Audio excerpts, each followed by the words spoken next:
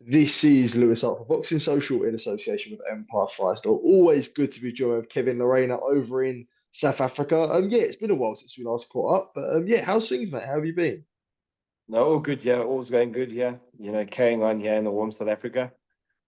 Yeah, absolutely, yeah, definitely. It's I guess it's approaching sort of the summer season over there, but yeah, I guess what's been happening, mate? Obviously, it's I see he was mandated for Lawrence Okolie at the WBC Cruiserweight Champion after his fight with Lucas Rozansky.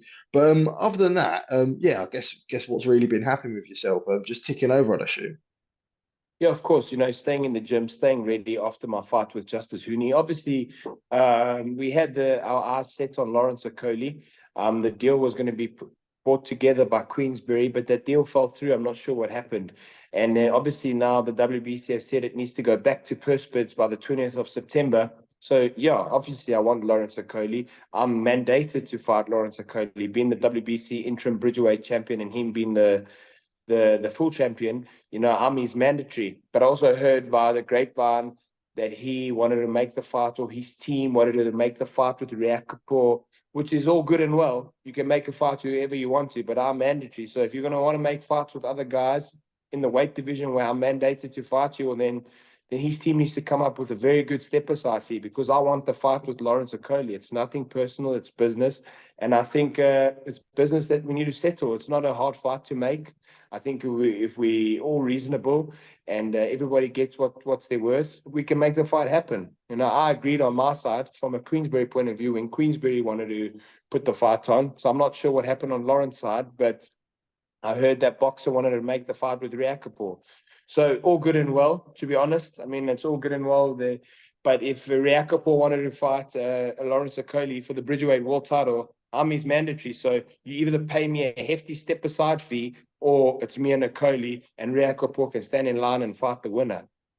Yeah, I mean, yeah, I guess we'll get into that because it was, I think a few months ago it came out the deal was agreed, and as you say there, the Queens wanted to put the fight on, but now it's been ordered for purse bids, I guess, because obviously the deal fell through. Was that a little bit frustrating, I guess, to feel like you got the fight and then now it's gone back to sort of, I guess, square one, you could say?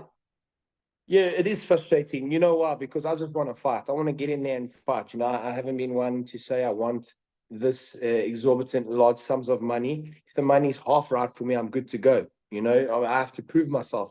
And each fighter, time and time and again, we have to prove ourselves.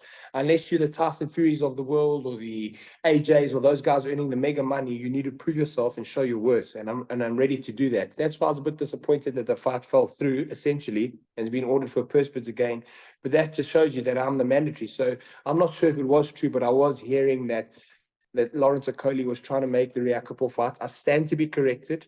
I could be wrong because it could be hearsay, but what I am saying is that is the case. He needs to pay me a hefty step-aside fee to allow Riyad Kapoor to take my position. And to be honest, I'm not interested in a step-aside fee. I want the fight. But there's obviously other fights that I have in mind if the Okolie fight can't be made. Other fights which are very big fights, I think, in my opinion at least, and fights that are fan-friendly fights. But yeah, essentially the Okolie fight should be made. It's just if it doesn't get made, I got my eyes on other guys. Yeah, definitely. And we'll all get into those guys, but for yourself, when it comes to the Okolie fight, is that, I know you're the WBC interim champion at Bridgerweight. Is the Okolie fight the one that interests you, or is it the world title opportunity at Bridgerweight? Let's say you vacated or have you got moved up? Like, what would that? Is it Okolie the real name that you'd be pushing for? Look, I think the Bridgerweight's always a good gateway to big heavyweight fights, but I think the Lerena Okolie fight itself sells. I'll tell you why. Me and Lawrence, obviously, been friends out of the ring. It's business in the ring. We were meant to fight at cruiserweight many years back when Lawrence Okolie was still with Eddie Hearn.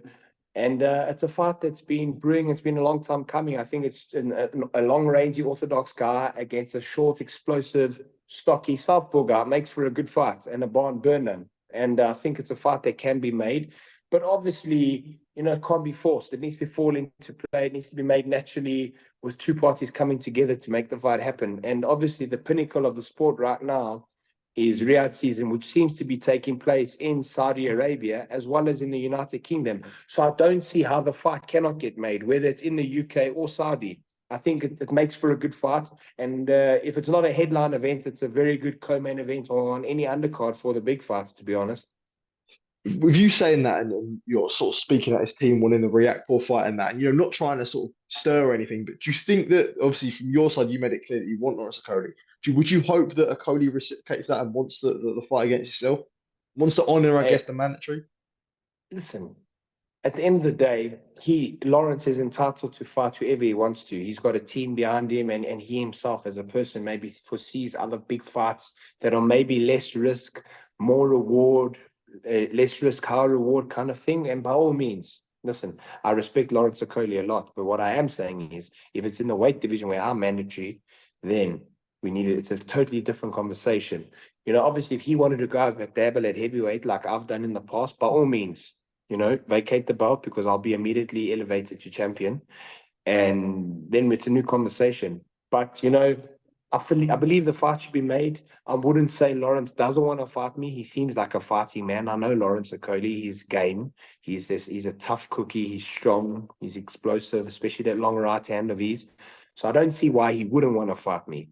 But what I am saying is, whilst he takes time to make his decisions, I want to keep busy. I want to be in big fights on the biggest cards all around the world. You know what I mean? But with you saying that, who sort of what are names that would interest you? I guess when you talk about big fights, what are some sort of names that could interest yourself? I'll tell you what, this one's going to surprise you. This fight in particular, 3 fights ago, wanted to fight me. His team reached out to my team at the time. And obviously now I'm managed by Spencer Brown, co-managed by Spencer Brown and Peter. And Jared Anderson. Jared Anderson, before he fought Rod Murray, reached out to me and they wanted to fight me. I think it was in America. And obviously I had beaten Rod Murray in order to go on and win that Bridgerweight world title. He fought Rod Murray and he won on points. But that's kind of the fight where they're looking at me, their phone, would I be interested? Well, I'll tell you what, I am interested. Jared Anderson's come off a very big loss against Martin Okolie, a very tough fight, which I thought was a little bit too soon for him. I do rate Jared Anderson highly, but I also believe me and Anderson is a good fight because for 2 reasons. I've come off a loss. He's come off a loss. We both want to move forward, fan-friendly styles.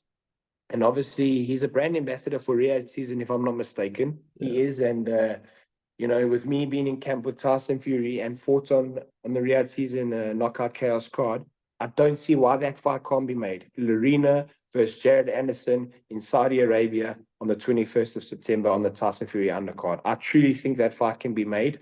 And obviously, I've made my intentions clear that I would want that fight if Jared Anderson would want it. Obviously, they want to bring him back, but you can't bring Jared Anderson back against sugar-coated or weak opposition. He's just fought Martin Okolie. He's now at that level. So let's test yourself further and let's have a go. Yeah, as you say there, with Jared Anderson, and I guess you see the performance against Okolie, and Okolie's a very, very good opponent, but you must take a lot of confidence for yourself when you watch a fight like that. No, of course. Listen, Martin Okolie is a different beast. That's why I thought the fight was very soon for Jared Anderson. I've sparred Martin Okolie. He's a tough competitor. He's very strong. He's durable. He throws a lot of volume, and he's a big man. But this is heavyweight boxing. You can't take away, they say, well, Jared Anderson got exposed. Well, yes and no. It's heavyweight boxing. If you're going to get hit, you're going to get caught. A good chin in the heavyweight division is one that doesn't get hit, to be honest, And I think you can't be too critical of Jared Anderson's performance. But one thing I can say, let's get it on. 3 fights ago, he had his eyes on me. He had his sights on me. Well, his team did at least. Maybe he didn't know, but his team was calling around. And obviously, I had other things in play, the Bridgerweight world title, the Saudi Arabia fight with Huni. But here I am. Let's get it on. And I bet you Spencer Brown and His Excellency and obviously the Queensbury team, anywhere in Top Rank, whoever it is, can make that fight happen on the Tyson Fury undercard. Yeah, absolutely, for sure. And I guess for yourself, you must take a lot of pride for yourself that sometimes in your fights, as you say, with the Huni fight and the Dubois fight, it's not always gone your way, but you've always shown a top performance. So it showed that even if sometimes fights aren't going to go your way, you're always going to be in the mix with top level names. Look, obviously the Dubois fight's a thing of the past. Could have, should have, didn't. The Huni fight was close. Justis Huni, probably the nicest guy I've met in boxing. Very nice guy, awesome team. I watched that fight back. He didn't beat me. Yeah. He didn't. Yeah. At best, I gave it a draw. Honestly, I'm being objective. I've asked other guys to be objective. I believe at best it should have been a draw. Otherwise, I think I had it edging because of that last round. But having said that, he got the victory. I take nothing away from him. That could be a rematch in the future, but obviously he's looking to move on to bigger fights. I would not be objective to a rematch with Justis Huni. Like I said, a nice, humble guy. Honestly, one of the nicest guys I've met in boxing with business. But I don't think he beat me. I watched the fight back. I watched it objectively. I gave it as a draw. You know, others can watch it back. Please do, and let me know your opinion. I had it as a draw, but that's boxing. We move forward. You know, it could be a good rematch. There's just one guy I want to mention, and he's fought in Saudi Arabia. It's Otto Wallin. Now, I'll tell you what, Otto Wallin, wow, it's a good fight. He's come off very good wins against Murat Kasev. Obviously, he lost against Anthony Joshua, he's a superstar. But Otto Wallin in 2016, let me tell you a story about him. I fought his then teammate called Mickey Nielsen. And they all thought Mickey Nielsen's going to knock me out. Strong Danish guy. And I took him to school. I beat him unanimous decision over 10 rounds. The Danish guy, Mickey Nielsen. And Otto Wallin was in his corner. I put my hand out to say, well done. And he said, fuck you. Because during the rounds, obviously I was chirping his corner because they couldn't get the better of me. Anyway, that was after the fight. So a little bit of a commotion went in the ring. And ever since that day, I said to my trainer, I want to fight that guy. At that time, he was still an up-and-coming heavyweight. He had about 6 or 7 fights, and he's gone on to do good things. But I have not forgotten that day. I have not forgotten that night in South Africa at Empress Palace when he said, fuck you to me and my team, and I want Otto Wallin. So don't ask for too much money, because I know you want a lot of money, but we can make that fight happen. We really can. Did it make for an interesting fight with yourself and Otto? Because obviously, you know, you've both faced decent, really good competition. Him being a southpaw like yourself, it does create for, and as you say, there's a narrative there. And this is not a cloud video of me wanting to just call people out and try. It's realistic fights. I mean, Otto Wallin and I are at a point where we've had big fights. We've fallen up a bit short. We should fight. It's the same for Jared Anderson. But with Otto Wallin, I never forgot that night in 2016. And it was a Super 4 cruiserweight title against Mickey Nielsen, a Danish guy ranked 5. That's how I got my ranking in the cruiserweight division. They thought he's going to come in there and bomb me out and knock me out. Well, I took him to school, and obviously there was a little bit of, you know, like a conflict in the ring after the fight. When I put out my hand to say to Otto Wallin, like, cheers, man, thanks for the fight. And he went, fuck you to me and my trainer. And then obviously commotion started. Obviously it was heat of the moment, but I haven't forgotten that day. He was in South Africa, and I said to my trainer, I will fight that guy one day and I will make him pay.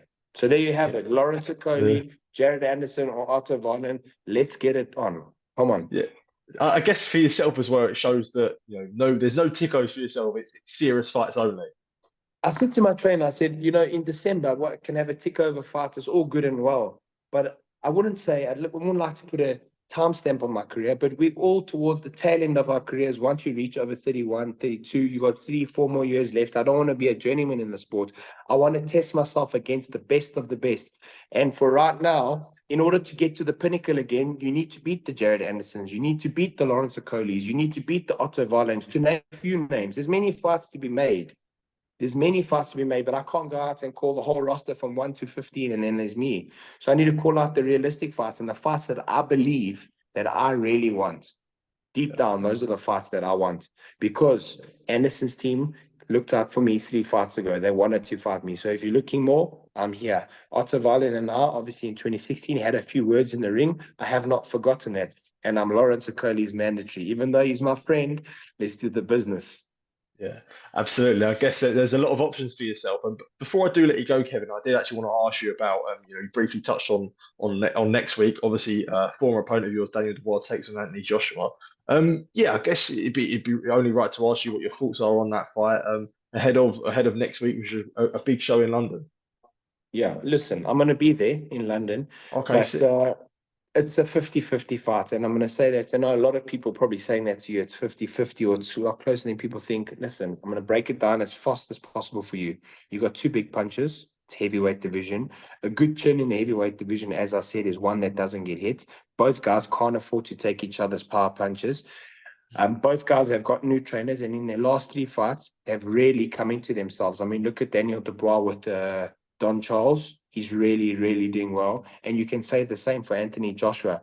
My only thing is, leading into this fight, I believe Daniel has had a better fight prep in a sense of the Jarrell Miller, the Hrgovic, and the Usyk, whereas AJ's had the Jermaine Franklin, I think the Usyk, Jermaine Franklin, then Ngannou, and Otto Wallin, sorry. So I wouldn't say the quality of opponents better. I just believe the match preparedness is in Daniel Dubois' corner. But having said that, this is a new fight. You know, those fights are a thing of the past. You need to look at what's in front of you, and the Dubois Joshua is what's in front of each of them now. So listen, it's a fight where I think it could be a fight of two halves in the sense of both guys going down. Both guys can punch. Obviously, I've never shared the ring with AJ, but it's no secret he's a phenomenal athlete. He's a big man. He's got a long, rangy right hand. And I think that is the punch for Daniel Dubois, because if you look at the Hrgovic fight, Daniel was eating a lot of right hands from Filip Hrgovic. And I don't think he needs to eat those right hands from Anthony Joshua, because it's a different type of puncher. Having said that, Daniel Dubois showed a lot of grit and determination in the Jarrell Miller fight and the Hrgovic fight to come out victorious. So he's coming to himself, you know, he's got a lot of confidence. So I can't put my neck out and say I'm leaning towards Joshua or I'm leaning towards Dubois. But one thing I can say, it's going to be exciting. And may the best man win. They've both worked hard, legitimate world champions. You know, Daniel's the IBF world champion and Anthony Joshua, former world champion. He's looking to become, I think I'm not mistaken, 3-time world champion. Yeah. And a good advert for the sport. But one thing I can say, who wins this fight is the chin that doesn't get chinned the most. That's what I can say. Absolutely, for sure. But as I say, it'll be good to see you next week. Obviously, you'll be in London, I'll be in London as well. So it'd be good to catch up. Maybe we'll catch up. Yeah. Kevin, as always, mate, a real pleasure to chat to you. It's been good to sort of get your name and get you on here to talk about sort of some big fights. So I do appreciate your time, man, as always. Always. Thanks, and chat to you soon, brother. Top man. Take care, man. See you in a bit.